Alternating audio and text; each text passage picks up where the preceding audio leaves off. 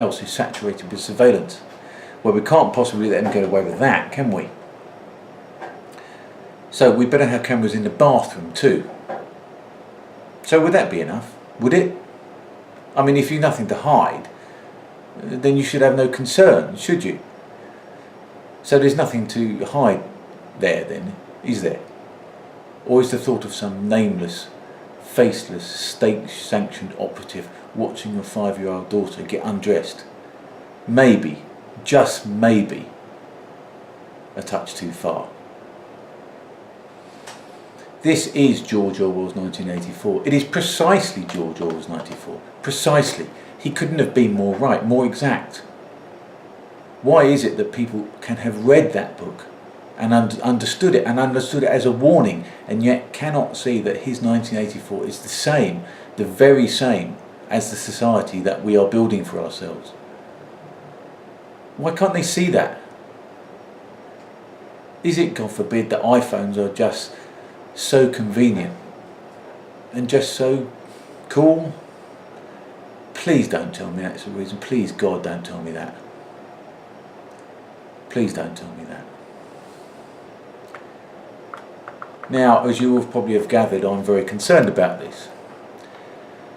But there's also something else. I'm insulted. I'm insulted because we don't deserve this. When I say we, I mean specifically we in Britain just don't deserve this. The United Kingdom is one of the most peaceful societies on earth, and we do not deserve to be treated like this. I resent the idea that as soon as a camera is not trained on me, I will instantly regress to being a thief, a criminal, a violent racist thug, a terrorist or a paedophile. Like that is my natural default position, that I am in fact in the pernicious way in which surveillance turns everything upside down, guilty until proved innocent. We are not. We are innocent until proved guilty. We need to say this, and we need to say this repeatedly, whilst drawing our line in the sand. And then there's the other one, the assumption that is even more, potentially even more of an insult. The assumption that says that we are such cowering, pathetic creatures, rigid with fear that we need constant protection, that we are so scared and so fearful that we look to the state to be our mummy or our big brother. What we are building or allowing to be built, for it amounts to the same thing, is the architecture, the infrastructure, under the guise of total protection for total and complete surveillance. We are turning the United Kingdom into the world's first panopticon. We are building our very own open prison, and little by little, bit by bit, slice by slice, they are imprisoning us. They are imprisoning you. But that couldn't happen here, could it? Britain is a free country, a democracy, isn't it? Well, yes, it is. It still is. But freedom will not survive for long once we are all under surveillance all the time and in every corner of the country. As I've said before, because Britain has not been a tyranny for hundreds of years, we feel that it makes it unlikely that we could become one. But in reality, the reverse is true. It is precisely because we have had democracies for so long that we are vulnerable to losing it. There is a precedent. In the late 20s, having begun to recover from its defeat in the First World War, Germany was beginning to live again. Berlin was the heart of an easy-going and permissive society that was fostered by the policies of the Weimar Republic. In short, Germany was perhaps the freest and most progressive country in the world. And yet, within 5 years, with only 10% of the public openly supporting the new Nazi party, the Jews were being readied for elimination. It can happen. It does happen, and it has happened.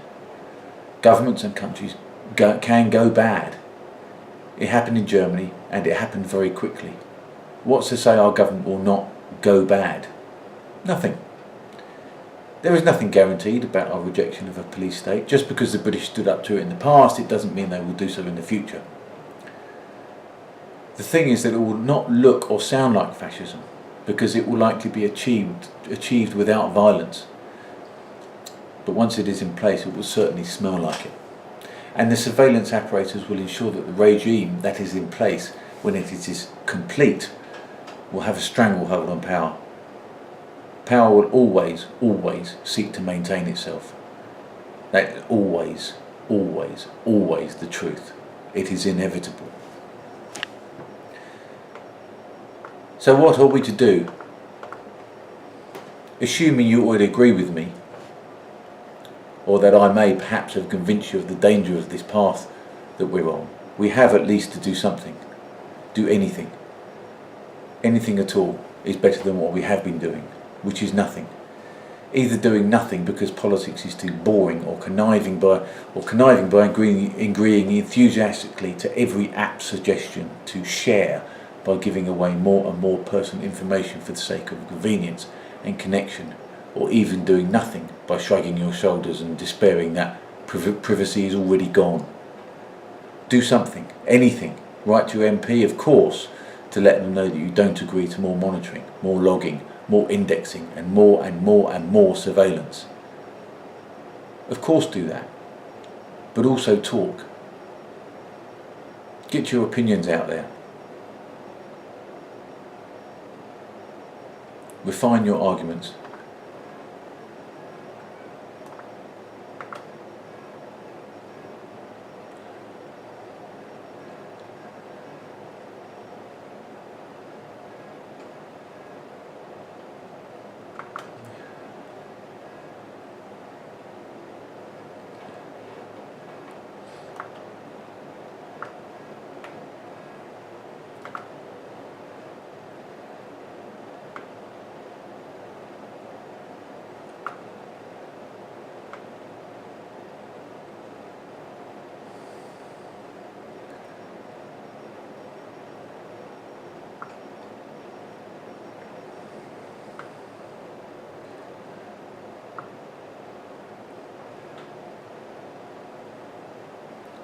Refine your arguments and learn to demolish the smug mean-spiritedness of nothing to hide, nothing to fear.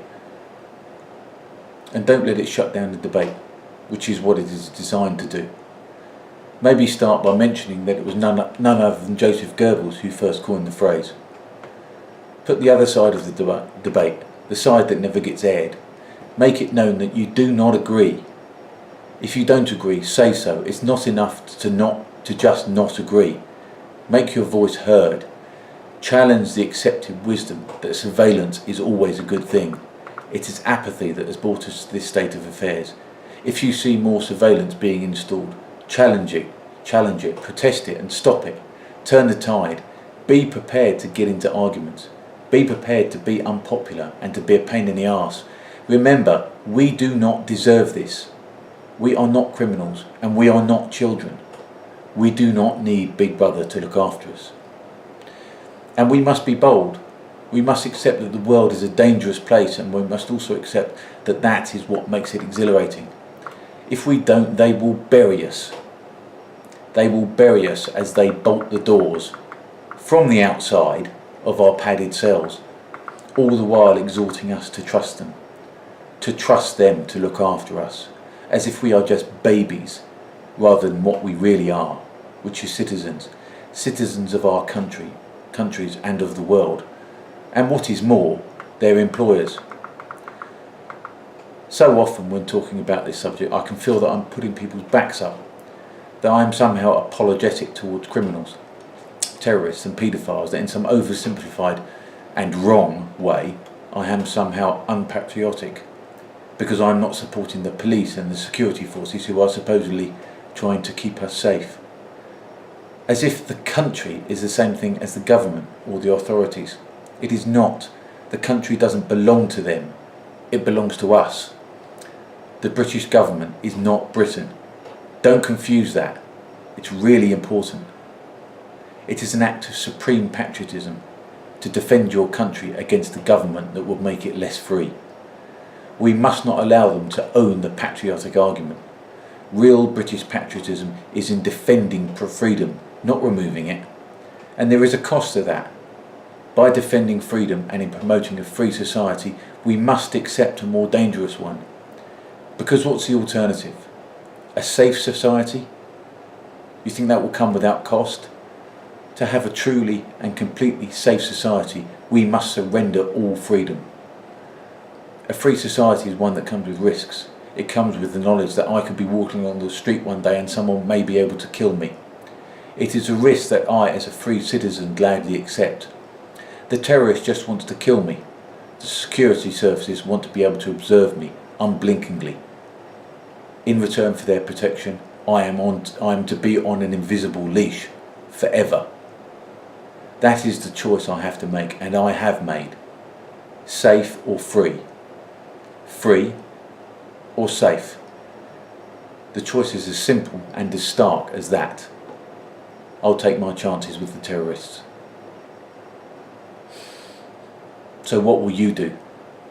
Will you take risky freedom, or will you take the leash?